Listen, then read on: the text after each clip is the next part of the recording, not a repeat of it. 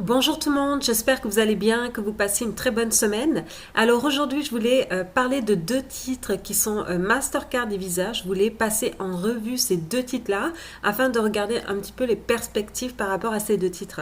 Donc avant de commencer, n'hésitez pas à vous abonner à ma chaîne YouTube et nous, on se retrouve tout de suite. Donc dans un premier temps, nous allons regarder déjà d'un point de vue technique et d'un point de vue performance, qu'est-ce qui se passe actuellement au niveau de Visa Mastercard.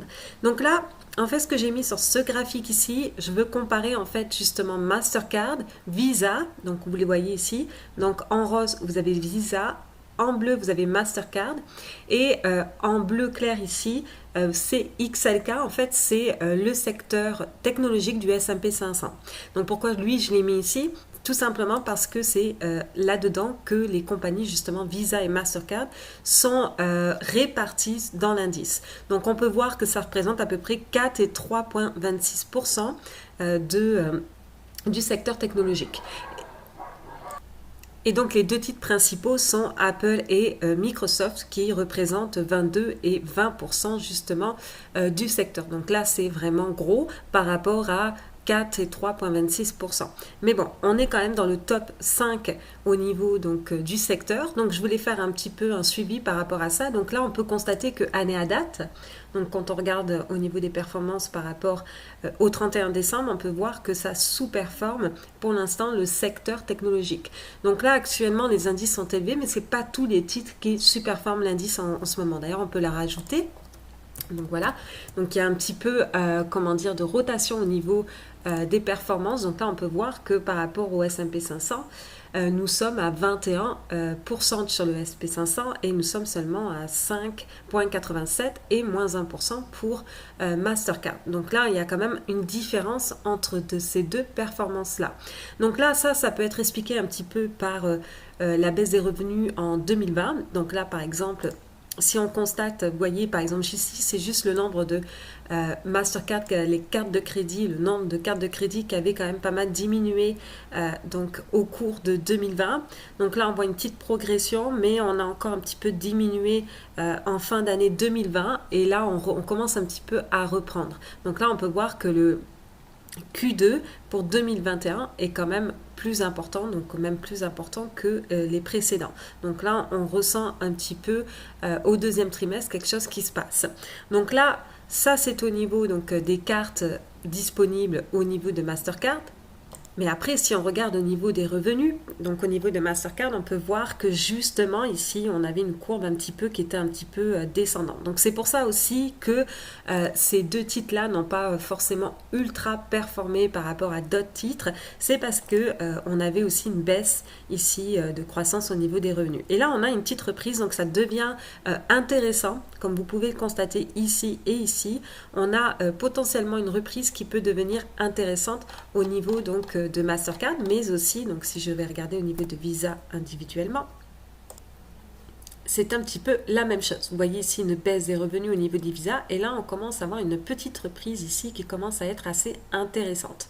Donc ça c'est à noter parce que ça va se refléter dans le prix de l'action. Donc là pour l'instant on peut voir que ça sous-performe pas mal, mais que justement cette reprise ici peut être très intéressante à aller chercher parce que les prix actuellement sont quand même assez intéressants. Donc de manière générale, normalement le secteur technologique varie à peu près de 18% par année et donc les titres comme Visa ou Mastercard, on peut le constater. Donc là, au niveau de Visa, vous pouvez voir sur 5 ans, 10 ans et 3 ans, les performances annualisées sont à peu près de 15, 23 et 27%. Donc largement au-dessus de ce qu'on a actuellement à 5,87%. Donc là, on est vraiment en dessous actuellement. Donc ça, c'est intéressant parce que ça veut dire que ça n'a pas encore forcément performé et que là, nous avons un retour de croissance au niveau des revenus qui peut être intéressant à prendre. Et au niveau de Mastercard, vous voyez les performances à peu près annualisées de 27, 29, 17%. Et là, actuellement, nous sommes à moins 1,23%. Donc ça, c'est une chose à prendre en compte. Sinon, au niveau des perspectives On peut le constater aussi au niveau des projections. On va regarder un petit peu. Je voulais vous montrer. Donc ça, c'est des projections qui sont faites donc, pour les prochaines années. Donc là, on peut voir effectivement un petit ralentissement. Bon, en 2020, on sait qu'est-ce qui s'est passé. Et là, on commence peut-être à avoir une petite reprise. Vous voyez ici un petit peu ce V-shape, on peut appeler ça.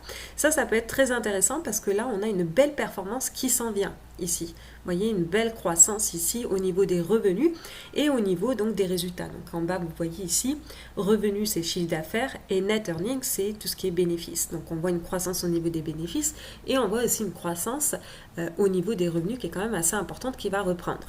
Ça c'est au niveau donc de Mastercard, mais au niveau de Visa, c'est à peu près la même chose. Vous voyez ici, donc là on voit que ça stagne pas mal. On a comme un petit V-shape ici, donc on peut vraiment constater cette chose ici qui se passe, ce côté ici qui stagne, on peut aussi le traduire par ça, ce qui fait que ça ne performe pas du tout. Donc là, on peut voir que justement, là, il y a une belle reprise qui peut être quand même éventuellement à prendre au niveau des années futures. Donc ça, c'est une bonne chose. Ensuite, on peut regarder au niveau des performances individuellement au sein de la compagnie. Alors, au sein de la compagnie, c'est sûr que là, on peut regarder, vous voyez, au niveau des revenus profits, au niveau des états financiers. Donc là, on peut voir que généralement, il y a une croissance quand même au niveau des revenus et qu'effectivement, en 2020, on a un petit peu stagné, mais ça va se reprendre pour le futur, comme on peut voir dans les projections ici ou dans les projections de l'autre ici. Donc ça peut être intéressant. La société est rentable. Hein. Donc là, ça aussi, ça se traduit. On voit une progression au niveau donc, des résultats nets, donc des profits. Et on voit un petit peu cette baisse-là pour 2020, ce qui est exactement traduite aussi à ce niveau-là. Donc, là, on voit que ça, c'est pas encore forcément tout à fait pricé à ce niveau-là. On voit qu'il y a une belle croissance qui n'est pas forcément prise en compte actuellement. Donc, ça peut être un bon potentiel. Il en est de même au niveau de Visa. Vous voyez au niveau des états financiers, les revenus donc sont croissants, sauf pour 2020 où on a une légère baisse. Mais alors, c'est pas une baisse non plus de 10%, hein, c'est vraiment une légère baisse. Et on peut le voir aussi au niveau du résultat net, c'est un petit peu la même chose.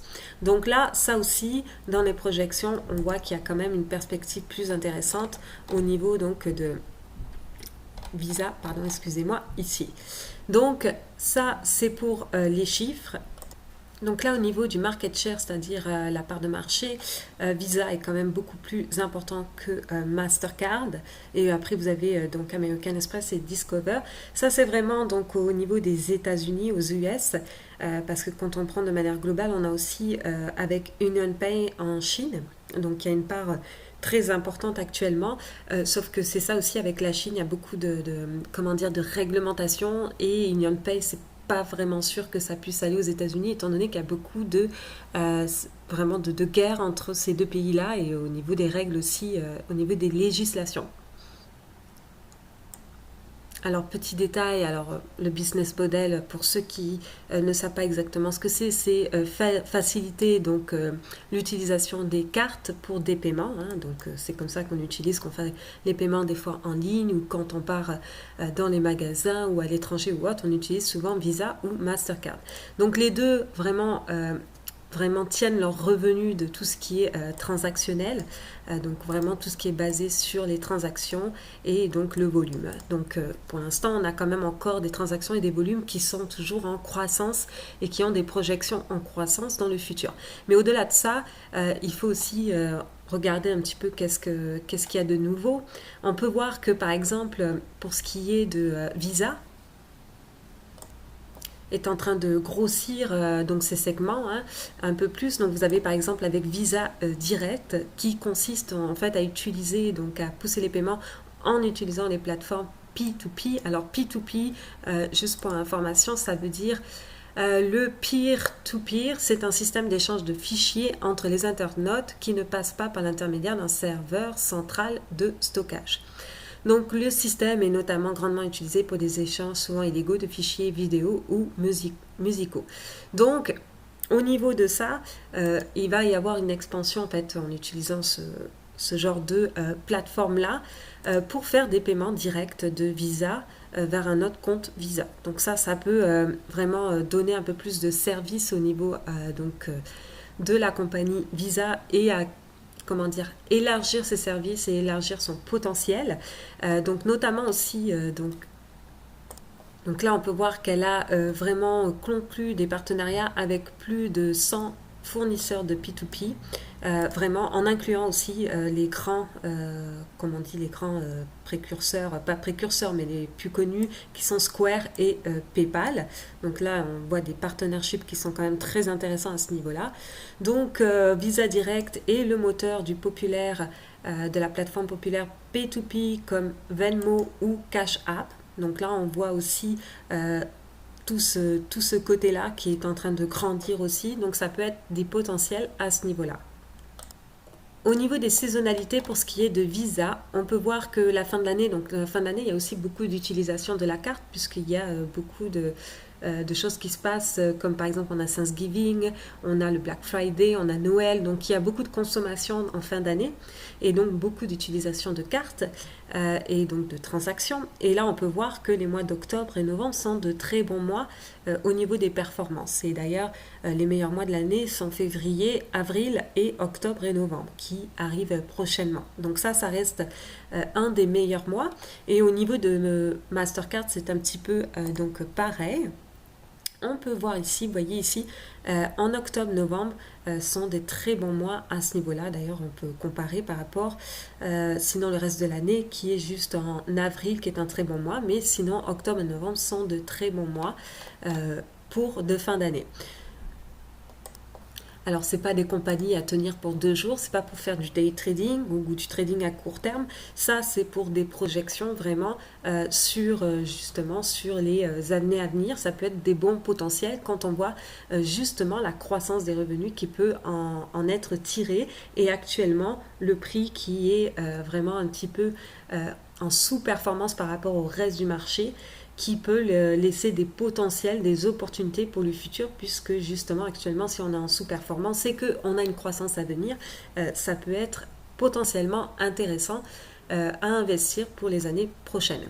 Donc bien évidemment ce ne sont pas des conseils d'investissement, hein, c'est juste mon opinion personnelle, donc il y a toujours un risque de marché, donc c'est pas, je ne donne pas de conseils, mais c'est par rapport à mes analyses. Quelles sont les perspectives au niveau de ces actions-là, qu'est-ce que je pense par rapport à ça. Donc voilà, donc si vous avez aimé la vidéo, n'hésitez pas à mettre un pouce et nous on se retrouve donc pour une prochaine fois.